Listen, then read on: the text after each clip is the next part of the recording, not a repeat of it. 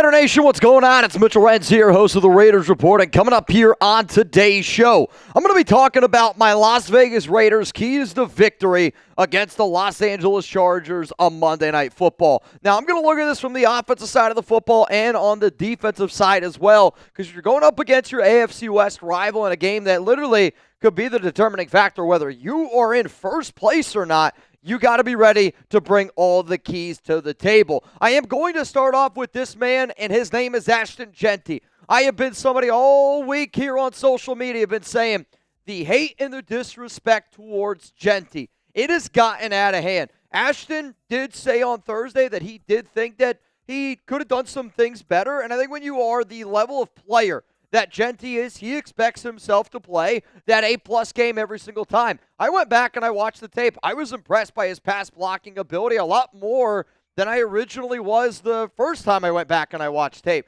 Because when you hear people talk about it, and then you go back and you look at it, shout out to Baldy, he really broke it down well. So if you have confidence in Ashton Jeanty at a shotgun to be able to pick up those blitz packages, because he did a good job against New England, I actually now don't really care about the 27.7 PFF pass grade because I don't really know how they came up with it. But to me, if you know that Jeanty has that ability, let's get him in space a little bit more. Instead of just running behind an offensive line that can't run block, get him out in wheel routes, get him out in the flat, set up some more screens. You can run through the air, and if the Raiders are able to get Jeanty out in space and he gets some of that confidence going up, I think it's like a shooter. When you see the ball go in, then the ball starts going in more. Let's get that type of confidence going for Jeanty in this game. Let's go to my next one here. More 12 personnel. I understand that Brock Bowers is questionable with that knee injury. He did not practice on Thursday, and for those of you that do not know, I do end up filming this video on Thursday because of my schedule, but I had a source tell me earlier in the week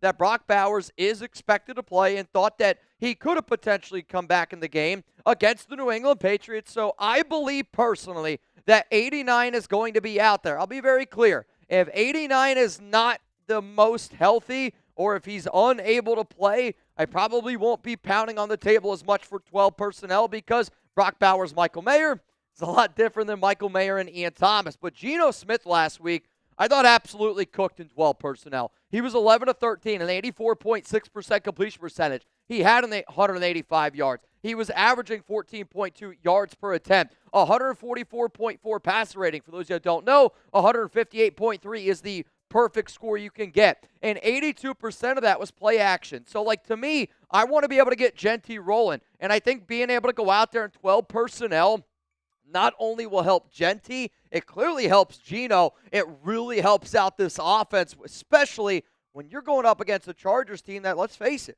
they got an elite defensive line. Let's go to my next key to victory here, and I'm going to say no turnovers because to me, when you go back and you look at that Raiders-Patriots game, one of the most underlining factors of this team this year is different than the team led by Antonio Pierce, different than this team led by Josh McDaniels, is when Geno turned the ball over and all the momentum went on New England's side.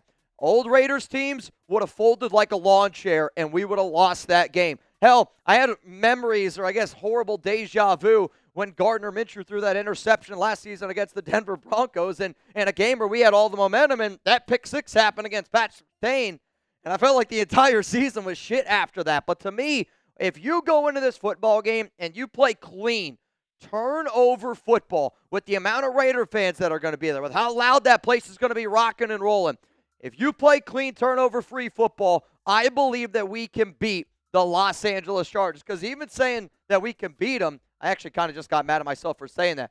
This is a very evenly matched game. And again, I think whoever wins the turnover battle will win this football game. It's cliche, but Pete Carroll and Jim Harbaugh are both 6-6 against each other.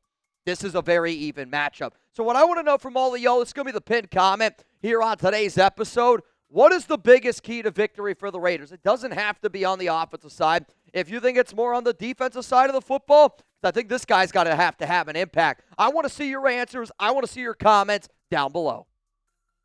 Let's keep it moving here on the Raiders Report because to me, the biggest key in this game is coming up right now, and I don't even think it's rocket science. Quite frankly, I don't think I'm going to be the only one that says this, and it's protecting Geno Smith. And when you protect Geno Smith, the entire offense can click. Obviously, I want the offensive line to open up running lanes for Jeanty, and I want that to get going. But last week proved me one thing.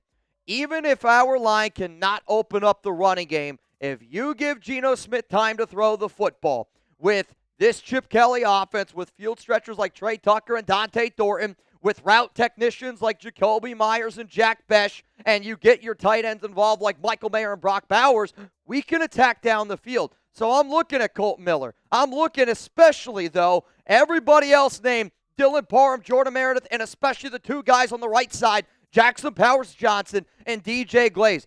Glaze especially has got to do a better job in the pass protecting game because I don't want another Khalil Mack 5-6 sack game up against this team. We need to protect Geno. Geno is the most important player on this team. I didn't say he's the best, and I don't even think what I'm saying is all that crazy. If you protect Geno Smith and you give him time to throw in a dome, at home at Allegiant Stadium, I think he's going to put up some fireworks, and I think he's going to have another outstanding game. There's a reason why he leads the NFL in yards per attempt. There's a reason why he leads the NFL in 20-yard passing completions, because he stretches it down the field, and he's really flipping good at it. Coming up next here on the show, I got my keys to victory on the defensive side of the football, and man, oh man, all I want to see is Justin Herbert's jersey as dirty as humanly possible. And who knows? Maybe I went more, maybe I went less on some Justin Herbert things you're about to see here in a little bit. But seriously, if you plan on watching Monday Night Football with me, put a PrizePicks lineup in.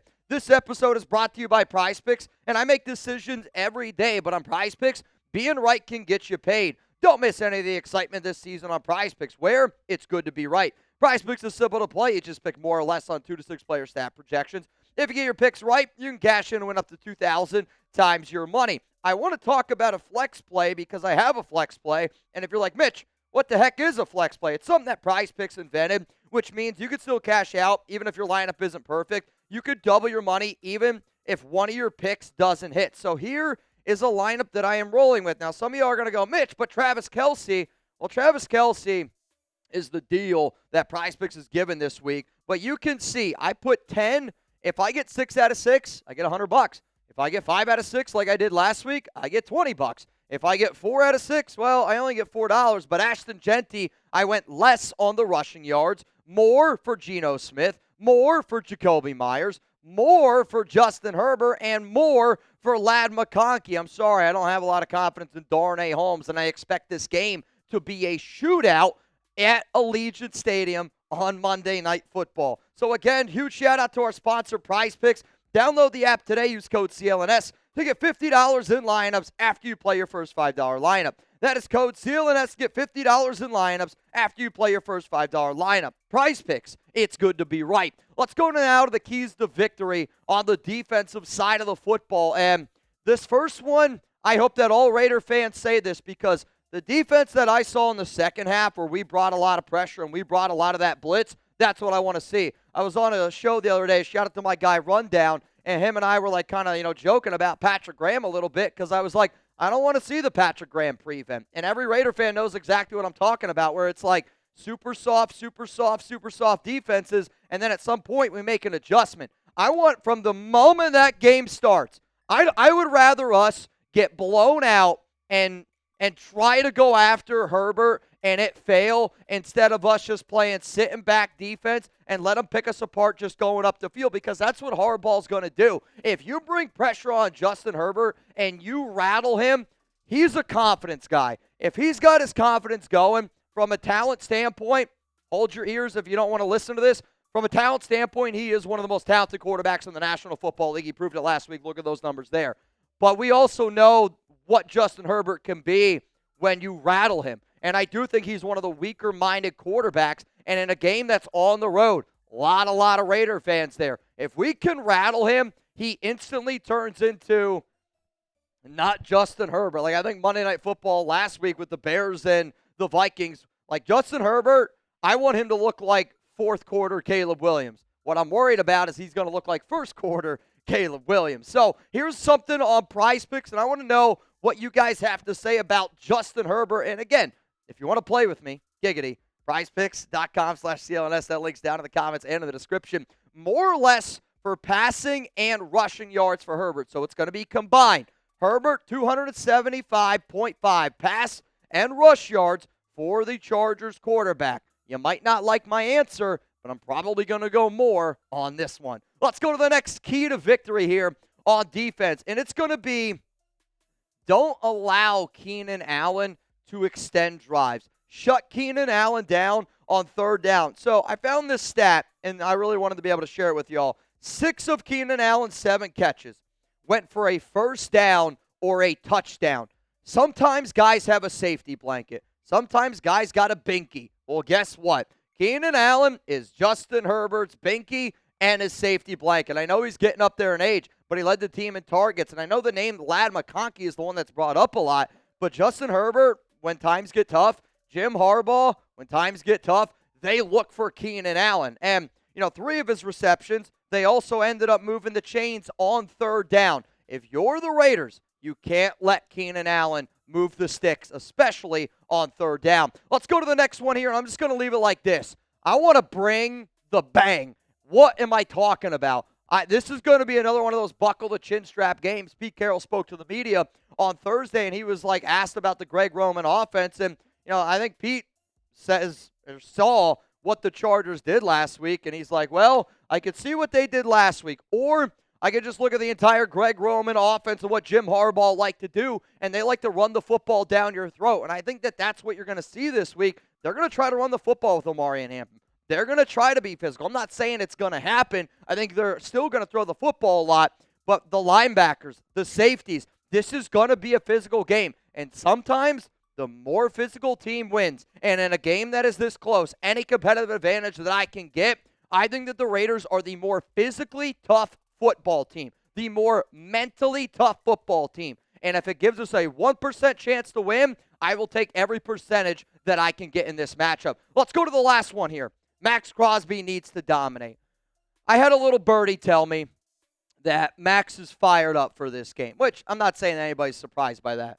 But I had a little birdie tell me that Maxx heard all the chirping last year about how Joe Alt is his daddy. I don't know who Maxx wants to go up against, and there's going to be situations where he goes up against Alt. He probably goes on the other side as well. But to me, Maxx had a good game last week, and I do think that we would talk about it different if he would have got credit for that strip sack fumble, because when you watch the play, you look at the photo, it's clearly a strip sack fumble, right? Would we be saying this if Maxx had a forced fumble, 2 sacks? I don't know if we would. But we expect 98 to play at that 99 Madden overall rating. And in a game like this, if we're able to generate pressure with Maxx, and the Chargers got to figure out what the hell are we going to do with our backup to Rashawn Slater since Slater is out, if Maxx starts to give them trouble, we have enough depth on that defensive line to really mix and match with Tyree, Malcolm on the outside. Thomas Booker, I thought had himself a hell of a football game.